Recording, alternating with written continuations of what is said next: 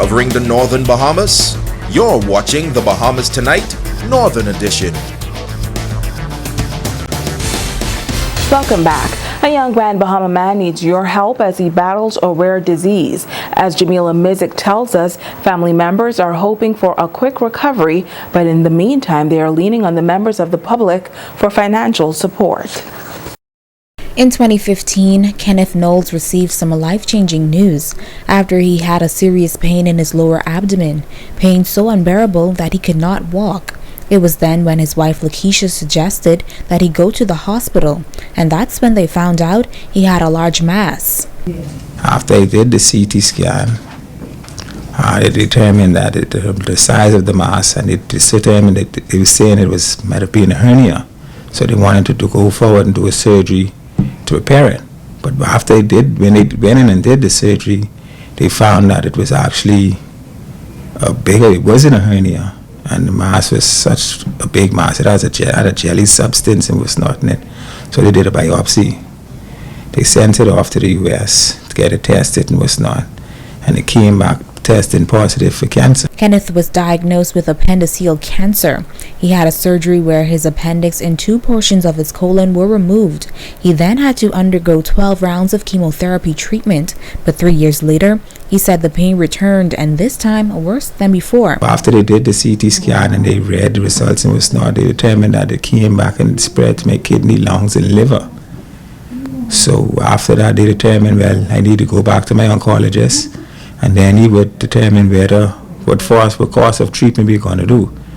So now I'm back doing chemotherapy again. This time I have to do about 8 rounds of chemo. Kenneth's wife Lakeisha says when they found out about the news, they were newlyweds, having only been married for a little over a year. She says naturally, she did not take it well.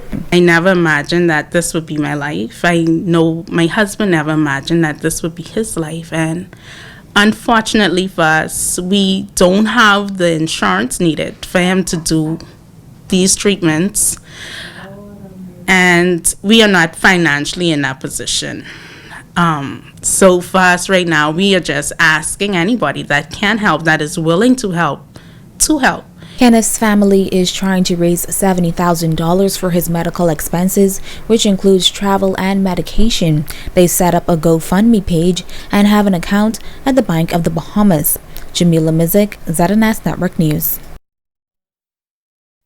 If at first you don't succeed, try again. That's the story of one young man who says he is determined to graduate with high marks and one day become a journalist. He says going into the 10th grade, he underestimated the amount of work and dedication needed to succeed academically. Admitting that he was not focused, Jason Woodside, also known as Cheese Buggaboy of Bishop Michael Eldon High School, says he would later realize the importance of being a high flyer. In grade 11, I attended the grade 12's graduation, right?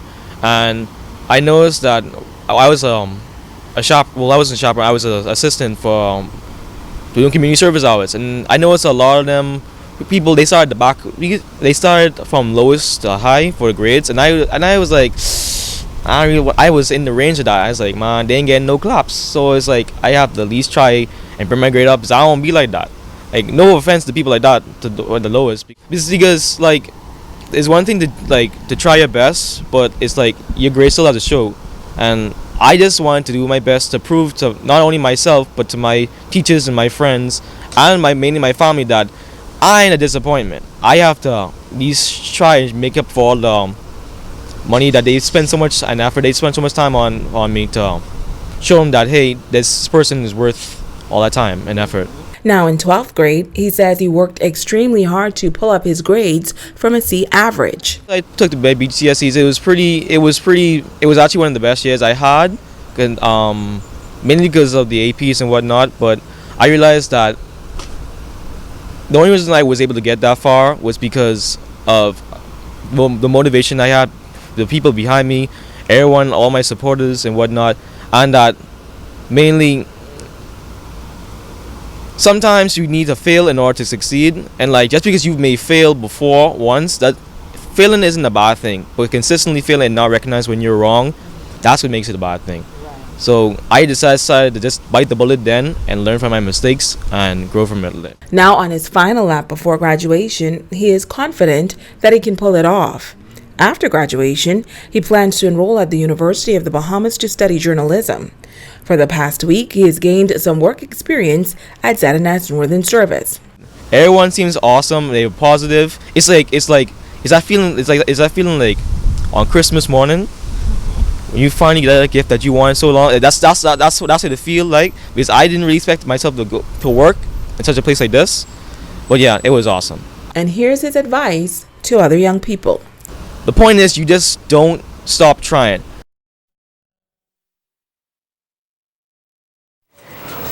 In other news, a local organization preparing to host a major conference on Grand Bahama. Vessels of Purpose Elite Girls Mentoring Group will hold the annual conference at the Pelican Bay Resort on Saturday, May 4th for girls and women. The theme, Mind in the Mirror, Depression and Anxiety. Now, there will be 2 sessions, one for leaders in the community at 9 a.m., and the second session will be for teens and women at 3 p.m. Founder of the organization, Brenna May Roll Cooper, says young people are faced with many social ills, while youth coordinator of the Ministry of Youth, Sports and Culture, Carla Brown Roker, say the ministry endorses the annual event. Our goal is to empower. Our goal is to empower the public, not only our mentees, but girls, women throughout the island of Grand Bahama. And we basically want to, fulfill our mandate. We want to fulfill our mandate of providing this atmosphere where girls can learn. Every year we deal with a particular issue, and this year, we want to go with what's not only what's trending, but what's really prevalent. We want to make that impact, and we feel as though this particular setting does it every time. Every year, really, we can say that it has been successful. We can depend on this organization to touch areas that affect our young women that some other organizations may shy away from.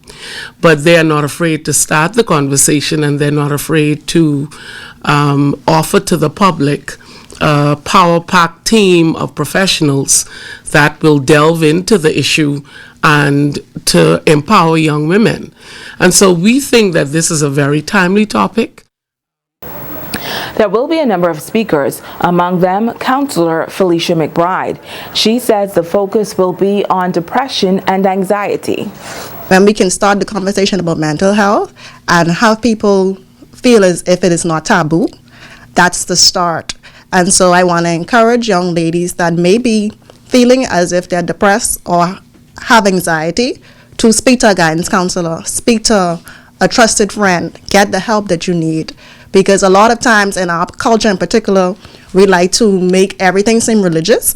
And though religion has its place, there is still a place for professional counseling and other avenues, a mentorship program that provides some support.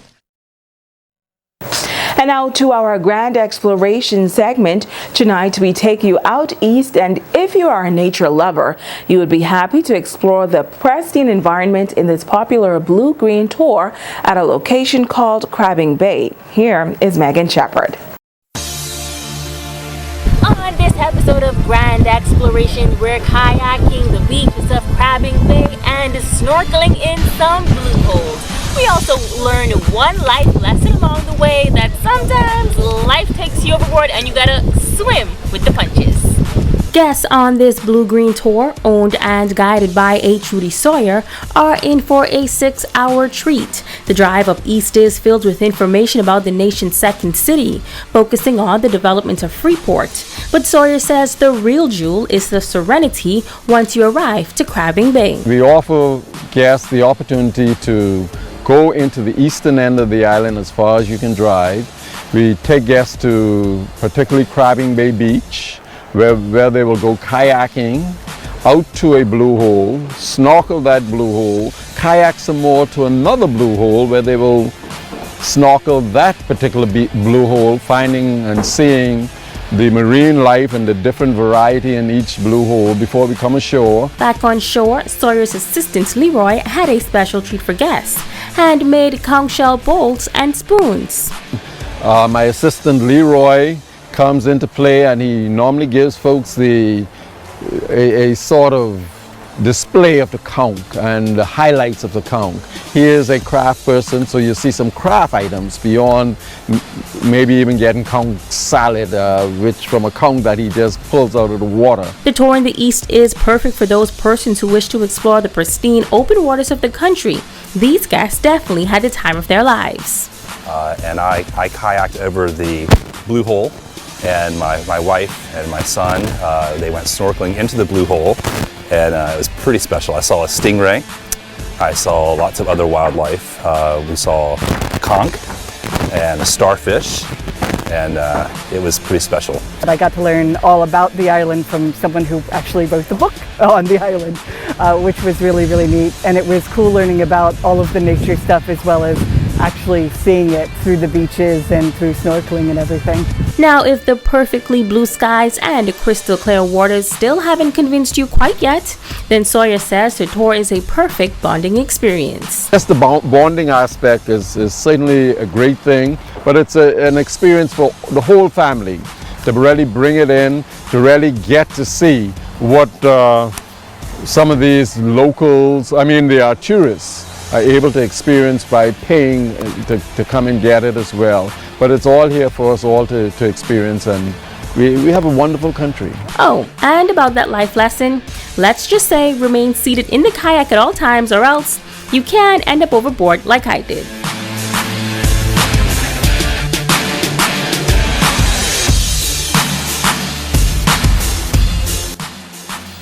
And now it's time to ask the doctor.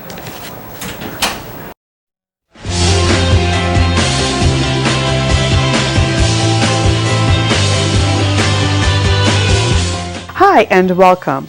I'd like to continue our discussion on food poisoning. Food poisoning, also called foodborne illness, is caused by eating contaminated food. Whether you become ill after eating contaminated food depends on the organism, the amount of exposure, your age, and your health. Those most susceptible to food poisoning and its complications include older adults, pregnant women, infants and children, and people with chronic diseases. Having a chronic condition reduces your immune response. The most common serious complication of food poisoning is dehydration, which is a severe loss of water and essential salts and minerals.